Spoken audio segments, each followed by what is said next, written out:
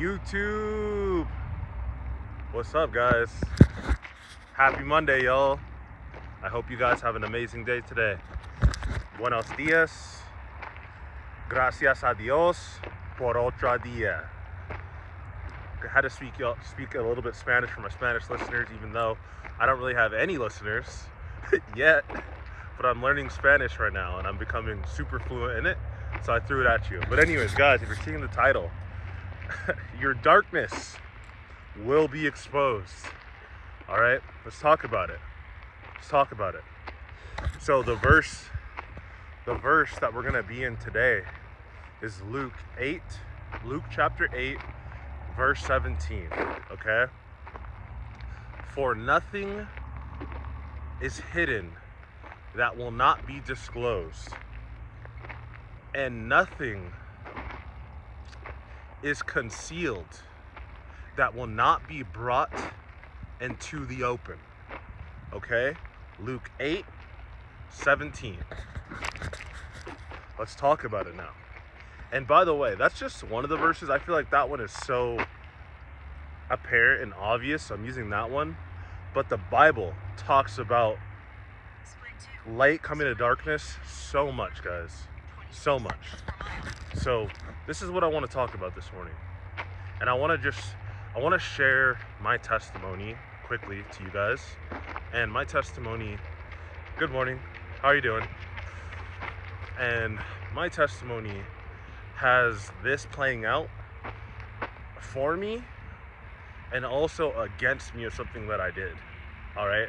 And actually many times in my life. But I just want to talk about a specific time specifically. Okay? So I'm going to take a seat right here. So, guys, I want to share this for you real quick. So there was a time, right? God's always going to bring light to the darkness, right? And so there was a time when I stole something that I shouldn't have stolen. And it was a huge deal that I stole this thing. And I stole it, and I didn't necessarily think that I was going to get away with it, to tell you the truth. I was kind of okay with the outcome, I think. At that time, at least I was, in that moment, right? But I got exposed. It came to light, and that light shined bright to everybody. Everybody knew I did it. Everybody knew I did it. It wasn't no hiding it. There wasn't pretending. There was nothing. I had to deal with it. You know, I had to own up to it, man up to it, and I had to deal with it. And this thing that I did, that I stole, whatever, and the money, whatever, this was a part of like me also coming to Christ, because I could not sleep, guys. I wasn't able to sleep properly, even before I got caught, right? I wasn't able to sleep properly. I didn't have peace, right? And so that's one thing. But that situation, God brought it to light, and it ruined a lot of relationships for me. People looked at me different because of what I did. People looked at me different because of what I did. All right, so it was a huge learning lesson for me, even though I knew I shouldn't have done it. I'll be honest with you. I did it anyway. I was just not a great person, not a great morally person. I just didn't care about other people the way that I should have. And so I did that, right, guys? Now, another testimony for you guys on light coming to dark is when I first started coming to Christ, I was dating a woman. I was in a relationship. And, you know, when you start to get into the Holy Spirit, and the Holy Spirit's in you, and you're living that way, you begin to, you get discernment. You get a lot of discernment. And so something was off, right? I don't say intuition. I don't believe in intuition. I believe God is speaking to us, right? The Holy Spirit. But intuition, right? Some like to call it. God, the Holy Spirit was speaking to me about the situation, but I didn't know what it was. I didn't know. Right? I didn't know. I'm not a mind reader, nor am I a detective or anything, so I didn't know, right? But I could feel that something was off with this girl. I could totally feel that something was off, something was wrong. and whatnot. So I got down on my knees and I started praying to God, and I started asking God, I'm about to make a huge decision. I'm about to do something that is taking the next step, but it doesn't feel right. Like, I need to know what is going on, or can you just give me a sign, or let me know why it is, what is going on, what's the truth, right? Can you bring it to the light? Okay, and probably about 3 days later, I'm about to, I'm pretty much like planning this whole trip and gonna go do this with this girl and ask her to like be my girlfriend, right? And all this, but something felt weird. Like I was forcing the issue anyways. I didn't really want to do that, but because I was getting closer to God and I was reading the Bible so much, it like felt like this is what I needed to do to step up to be a man. So I was kind of forcing it. Do you know what I mean? But I really didn't want to. And the more that I tried to lean into doing what I didn't actually want to, the more I was starting to feel like this is off, but I didn't know what. I couldn't put my finger on it. And when I would ask questions to this girl, I was just being gaslit the entire time. Like literally she was just lying straight to my face, but I couldn't prove it, So it's like, you look crazy, right? If you can't prove it, you're just like over here, like, I got something's going on, but I don't know what it is. And they're like, you're tripping, like you just need to relax. You're overthinking. It was always the overthinking. You're overthinking, right? So I was being gaslit, couldn't prove it. So I just go to God with it, man. Go to God. I ask him, God, just show me the truth. Tell me the truth, right? And basically, about 3 days later, after praying this prayer all week, praying this prayer to God, remove her from my life if she's not meant to be a part of my life. Show me the truth, right? That morning, when I'm literally supposed to go to visit her, that night, actually, the night, like I'd say that morning, because it was like probably like 12, because it was her birthday. She's like out that night for her birthday. And that night, I caught her up in a stupid freaking lie. But like a lie that like she couldn't deny at all, because I literally had proof with my own eyes, screenshots and whatnot. And even though I had the screenshots, I didn't tell her that I did. But I basically gave her a chance. And I was like, look, I'm gonna give you one chance to be honest with me. Like, what were you doing? Where were you at? What's up with this? And she lied. She straight up lied. And I was just like, bruh. I was like, how stupid do you think that I am? And I showed her the proof. Actually, no, I never showed her the proof. Actually, take the back. I never showed her the proof, but I knew it the whole time because I had it, right? And after a while, us going back and forth, her saying she's not lying, I'm not lying, she actually admits that she was lying and tries to basically make excuses for her lying to me about said thing. Well, because of this, I knew that. And then I was like, bro, you're just digging yourself deeper. But anyways, I was done after that. That was all that I needed, right? I was praying to God for the sign. I was praying to God to reveal to me the truth. I was praying to God and asking him, and he delivered. And I trusted in God. Like, I was, okay, bet.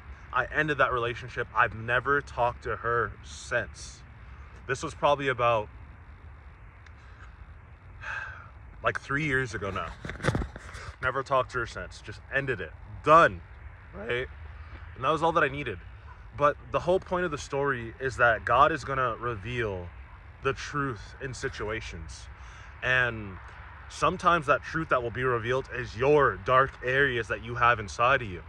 Right? And you need to tell people when you're struggling with these things. If you're struggling with lust, if you're struggling with corn, lust, if you're struggling with fornication, right? If you're struggling with doing things you shouldn't be doing at home, touching yourself. if you're struggling, with lying, right? If you're struggling with lying, that was a big one for me too. Always white lying, struggling with lying. If you're struggling with self-esteem, if you're struggling with certain things, whatever you're struggling with, you have to bring these things to the light. You got to go not only confess it to God, right? Not only confess it to God, but you also need to confess it to a brother. In certain situations, confess it to a brother, right? That you can confide in, that you can fellowship with, that you can be honest with, that he can pray with you. He can sit with you in it. You guys can even cry together if you need to cry about something. But you need to go and confess that. Pray about it in fellowship with other believers, right? Because not only are you going to help the person that you're confessing it to, but you're also going to help yourself. And God is really going to see how much you really want to change this, because you don't want to keep it hidden anymore. You want to get it out of you. So you have to literally go physically get it out and talk to other people about it. And of course, guys, if you're in a relationship with a woman and you're dating her, courting her, or you're married, guys, you got to go share these things with your wife. And I'm not saying like everything. Like, there might be some things where you just tell your brothers, right? Where it's like, okay, my wife might not be equipped to hear or understand, you know, what I'm going through in this situation, right? But my brother is, so I got to go tell him. But you got to go tell somebody. You can't just keep it inside. You can't keep it inside. You have to go be honest and bring it out. And every time, trust me, I would much rather bring it to light myself than to get exposed. Getting exposed is embarrassing, right? It's gonna make you look bad. People aren't gonna trust you. It's horrible. It's horrible.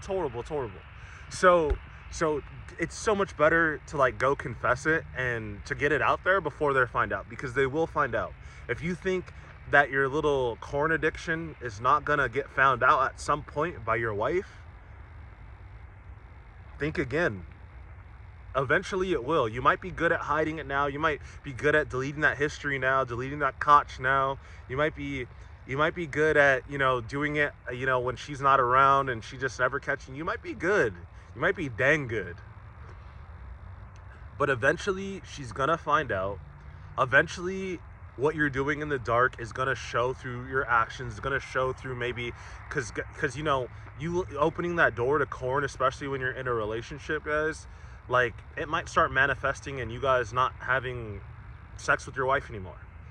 Or you might get erectile dysfunction because it just doesn't satisfy you to have normal sex anymore. Seriously. You know, that might start to actually manifest in your relationship, and your wife's going to be wondering, is it me? Is this me? What's going on? Like, are you not attracted to me? You know how it goes, fellas. Come on.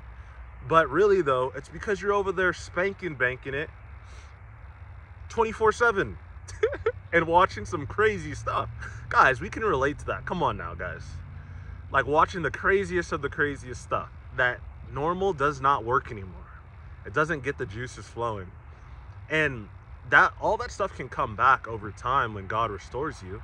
And when you start to desexualize your brain and your mind and renew your mind, right, of the things above.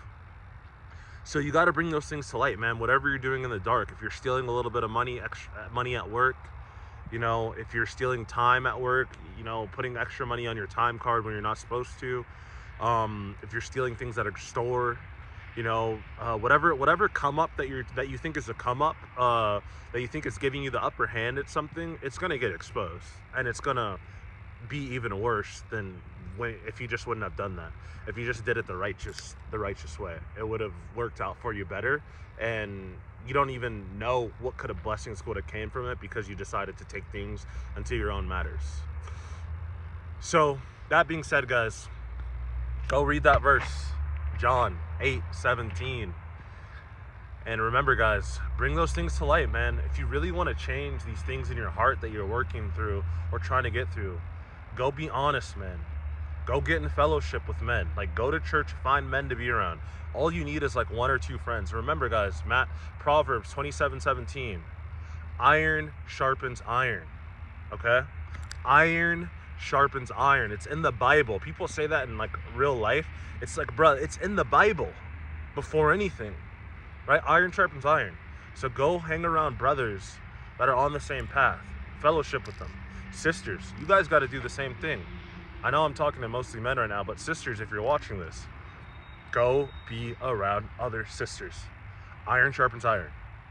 Go be around the people that you aspire to be like in your walk. Okay? Love you guys. This was a longer one. Y'all have an amazing day.